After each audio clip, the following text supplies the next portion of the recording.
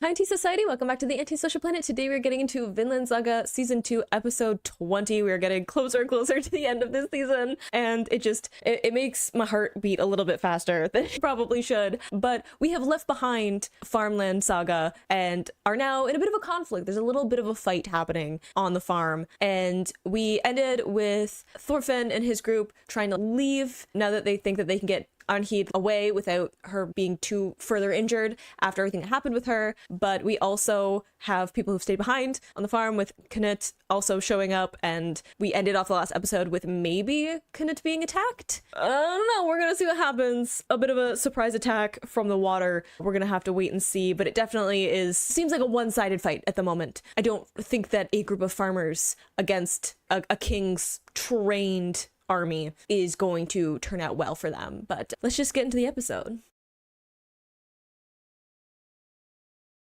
In 3, 2, 1, go. Well, we're starting with blood, so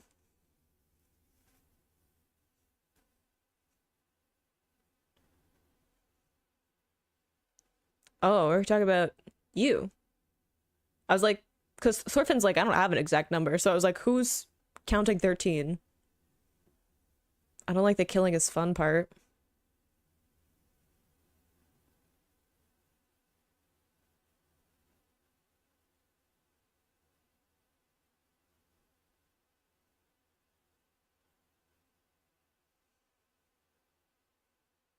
Yeah, they're like actual warriors. Oh, Jesus. All right. We're back to this kind of episode from this series.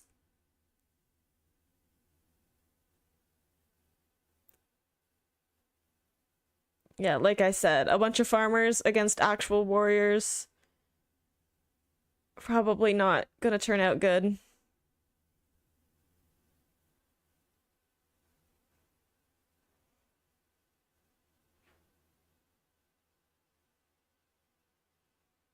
Ooh. You're the freeze kind.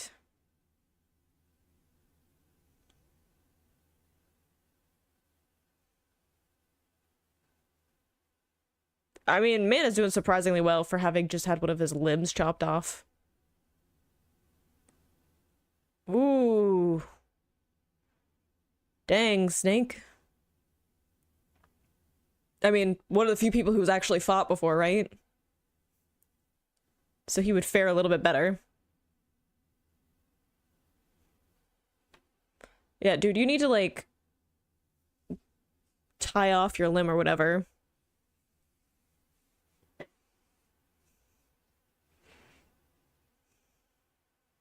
Mm.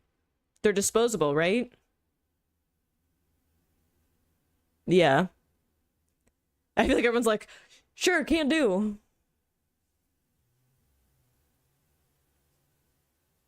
Oh. Of course you did. You're not fighting. Sat on your horse.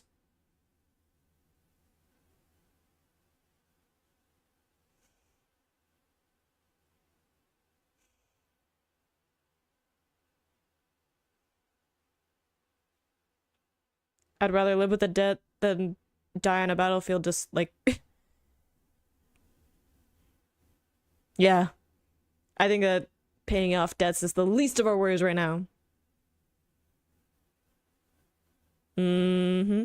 That was his whole thing. He was like, everything's being taken from me, right? Like, thieves is what he said to him. It's like he's finally gonna understand what it's like to have nothing.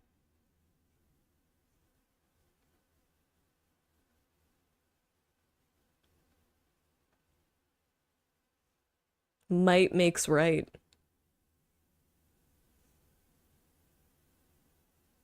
Mm-hmm. Gee, it's almost like taking everything from a person and forcing them to work for a master that they don't respect or want to be around is bad, I say to the slave owner.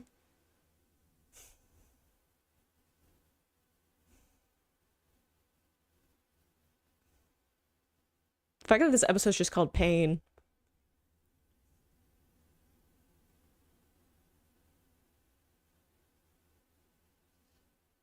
Oh, was that the end? I was like, we saw the helmet fly off, but usually, given the amount of gore that's already been in this episode.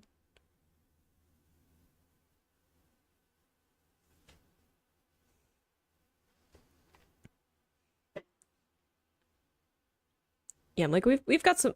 Look, Catil's not the issue in this whole thing. Thorgil is.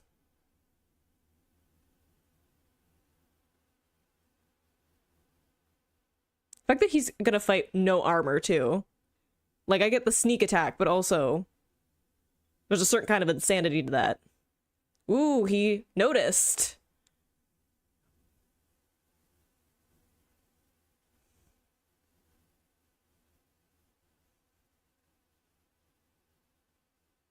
Are we gonna go to opener? I was like, you're gonna leave me in suspense for a little bit? Look, I get it, okay?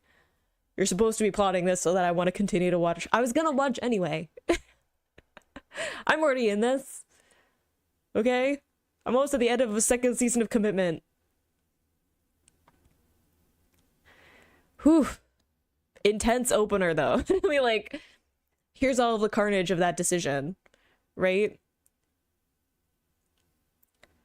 But I do find it, like, really interesting that, like, part of the insecurity with Catil is, like, him losing everything, right? We've talked about it before of, like, he needed to have, like, a certain persona and he needed to have, like, a certain respect because he couldn't lose everything.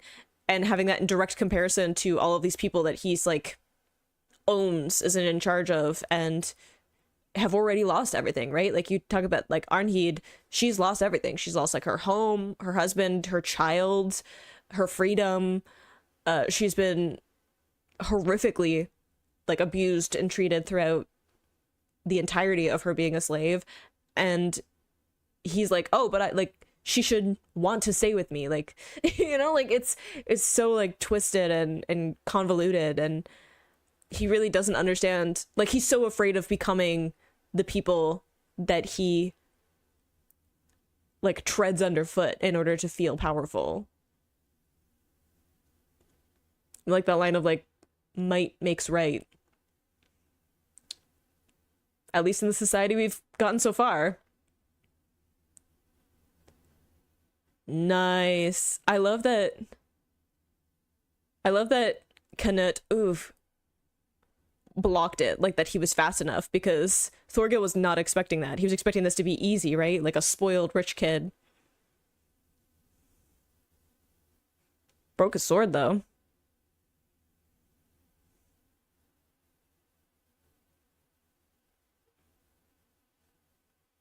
Ooh. Yeah, I guess, like, the shock of that blow, too. If it was enough to break a sword. Nice. You need to get another weapon. Cool. I was like, we got some fallen soldiers around, so that should be a weapon.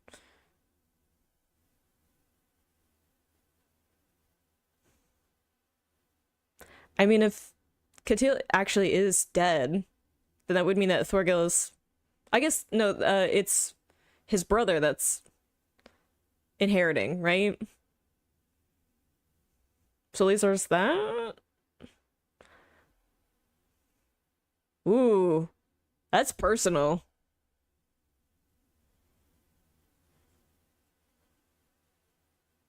Like, he could be using a weapon. Ooh, God. The fact that he's, like, not flinching, though.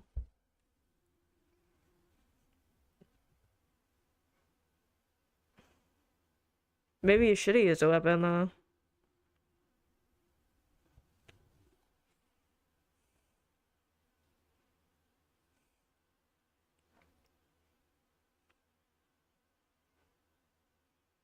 I mean, that's a sword hand, right? Everyone else retreated, too, so the other soldiers can come back and fight Thorgil, like, all against one, right? Ooh, we're retreating. How very un-warrior of you.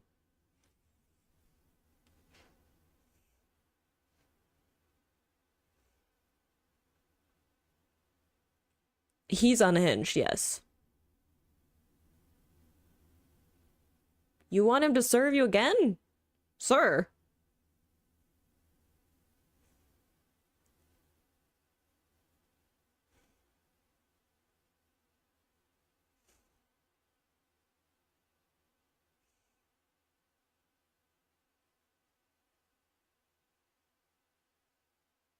Of course it was. Who else is crazy enough to try that?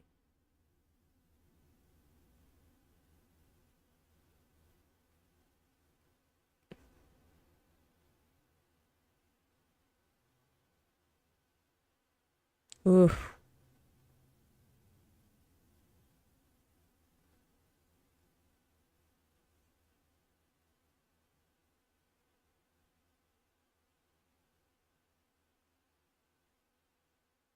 Is he alive then? Is that why we're taking him along?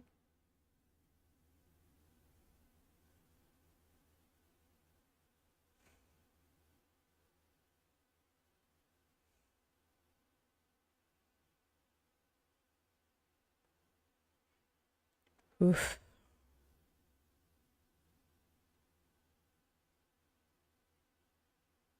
Oh, we have a survivor? Whatever that might mean going forward.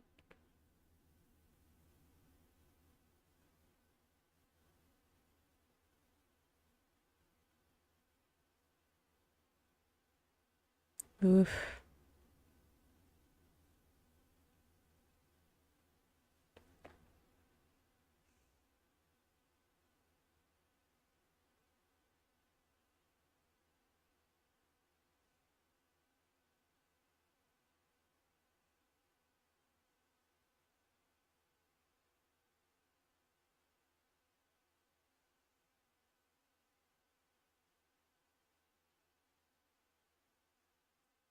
Does it though?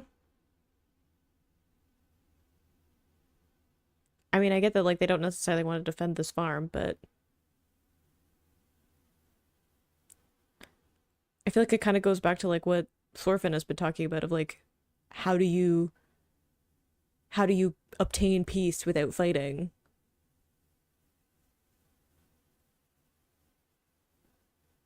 And like what do you do when you find something that like is worth fighting for?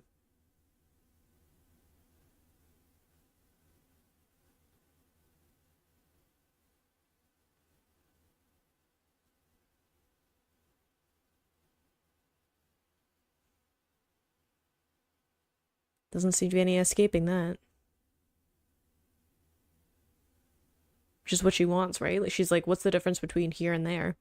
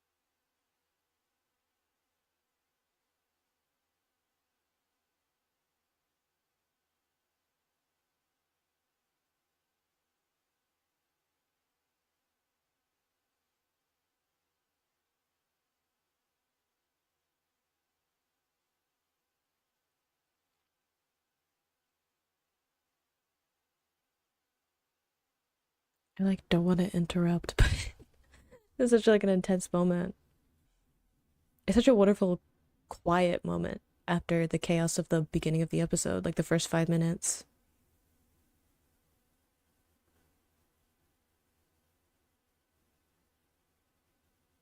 I don't know if shaking her is the best idea given her condition.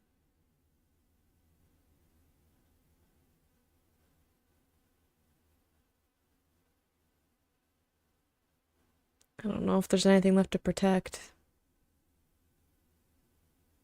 She probably knows that better than he does.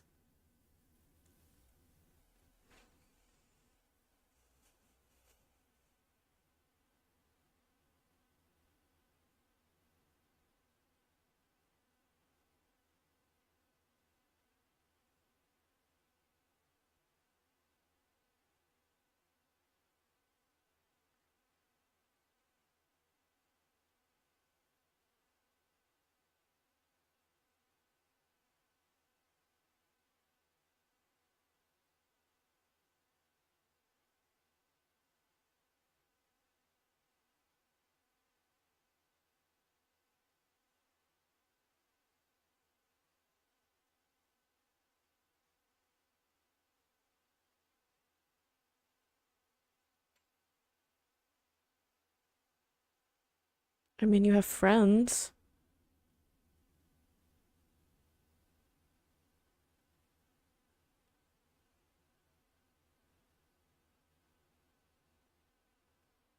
Oh,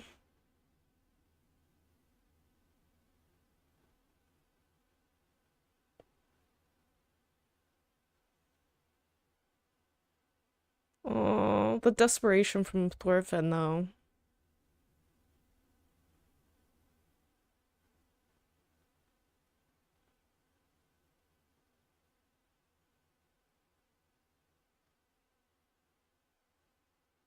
I don't know, I just feel like the music is so uplifting, and I'm like bracing to be disappointed.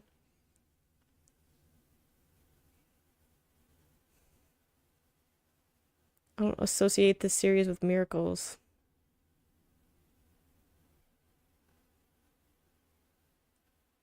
Yeah.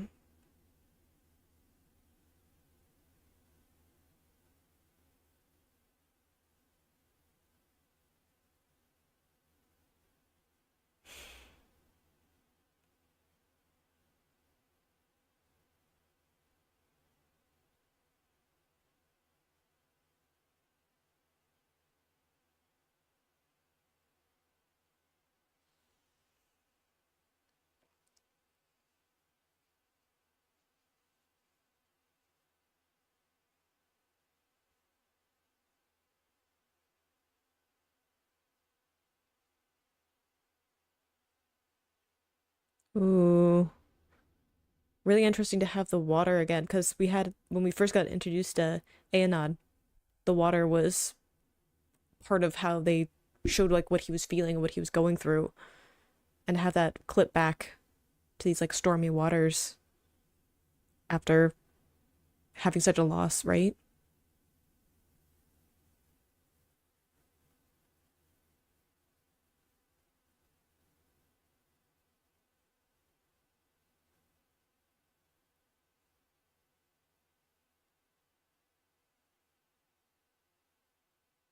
Like look at the how blue the water is here compared to the previous clip.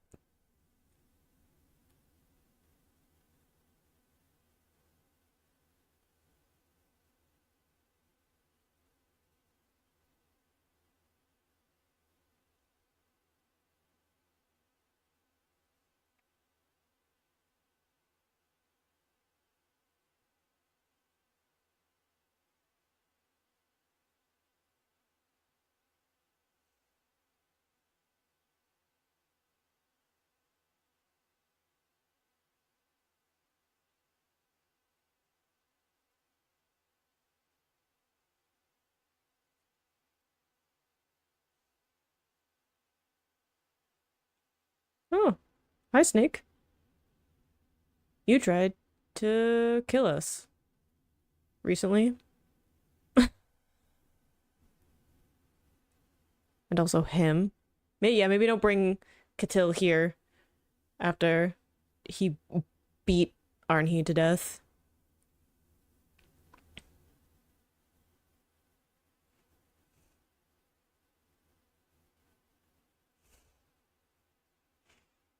I mean, he's been keeping this anger under wraps for a while now. Ooh, jeez.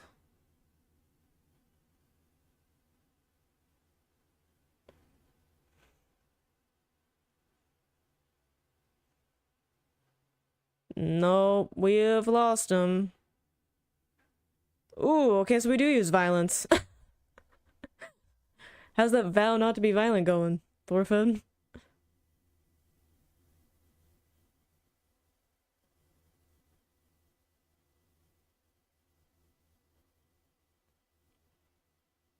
I get leaning into the anger though, like when you're feeling grief, sometimes anger is easier because it feels like you can fix it, right? Like if you focus on like the anger and you let that fuel you, then maybe you can fix what's happened, but when you lose someone, you there's nothing to fix, right?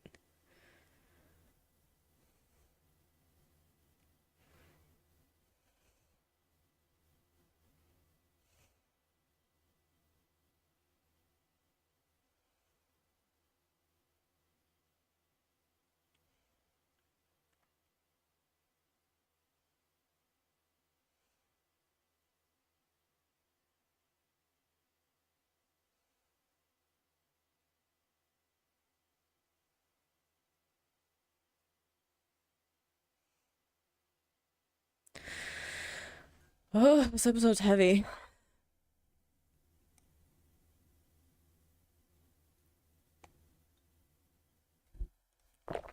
I mean, I wasn't really expecting it to be like a fun time after what was been set up in the previous episodes.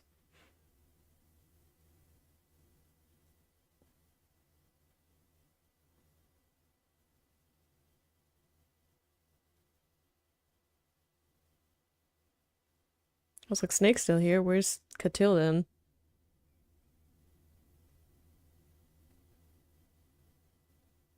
It's so sad that, like, now that Arnheid is buried here, like, she never gets to escape, right? Like, she never truly goes home. She's just, like, stuck in this place that took so much from her.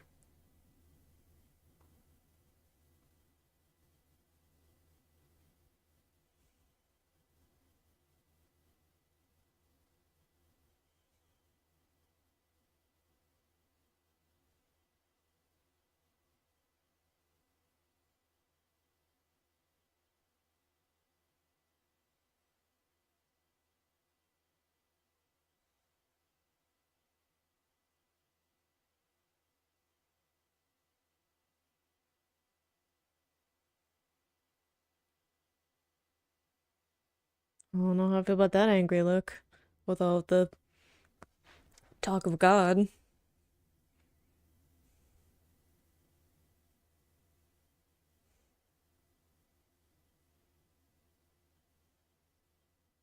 Ooh, dang, okay. I was wondering when we get a meet, but I wasn't expecting like an intentional seeking out of each other.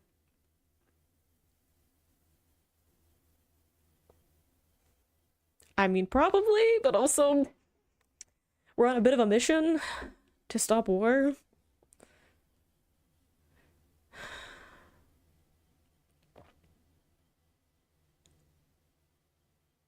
Having the boat in the background too of like we could just get on the boat and leave.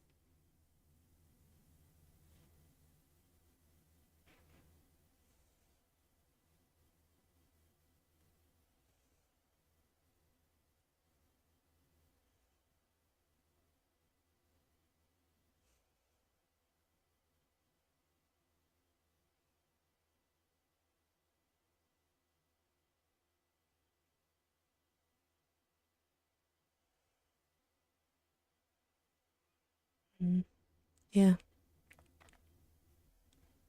At what point do you stop running, right?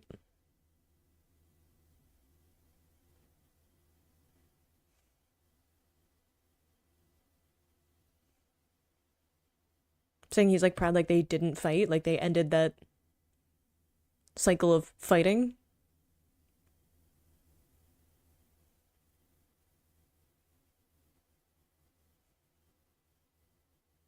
Ooh, the confidence there. It's like a low-key flex of like, I don't know, he's only got 100 guys. Dang, Thorfinn. I don't entirely doubt it though. I don't think it'll be easy, but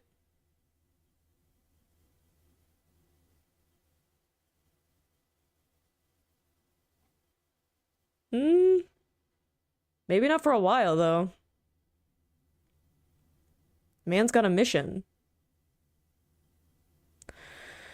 Hooey. I knew that this was going to be intense. I didn't think that this is going to be like a fun time dealing with this conflict between the two sides, but that was like heavy. And I think because we had all of this stuff at the beginning of the episode that was like a lot of gore and overt violence in the actual episode, the way that it narrowed down to this very personal story of a singular person whose life had been ruined, because it's very reflective of all of the other people, right? All of these other people that were farmers that had been recruited or basically told that they had to be part of this fight on Catil's behalf, going through a similar thing. All these people who are horrifically injured, life-changingly, or lost their lives is very reminiscent of what Arnheid is talking about, of people fighting again, where this keeps happening, it keeps being a cycle, they keep being like horrifically treated, they keep losing everyone that they loved, and getting to the point of like, what do I have left to continue to live for? And that's such a reflection of not only all of the people who were fighting on Ketil's half, but I think it's also very reflective of Ketil's mindset going into the end of this. He has lost in his mind everything. He has a couple of sons, but I don't know how much that's gonna reach him in his current mindset. It didn't seem to want to stop him from putting his sons in danger by starting this fight to begin with, this conflict to begin with. But what happens when you lose everything, and having that focused on Arnheid's story specifically as like ending the arc of this character that we've spent the whole season with, is such a reflection of how so many other people are feeling. Unfortunately, her experience is not unique in this world. It was tragic but beautifully done. And I think the same thing that happened with Gardar, of just how do we beautifully depict what it means to experience this world and the quietness of it, the focus on it. I feel like so much of the first season was very action oriented, and there were so many points of just really action heavy, violent gore things that were happening. And I think that was very intentional to setting up the kind of world that we were in, and also a reflection of the mindset that Thorfinn had. That's where he was coming from, this place of rage and violence and wanting to just lash out at everything. And the way that he saw and experienced the world was very reflective of that emotion and that mindset. And then going into this season of it being quieter and more reflective, and it's more about like the individual stories and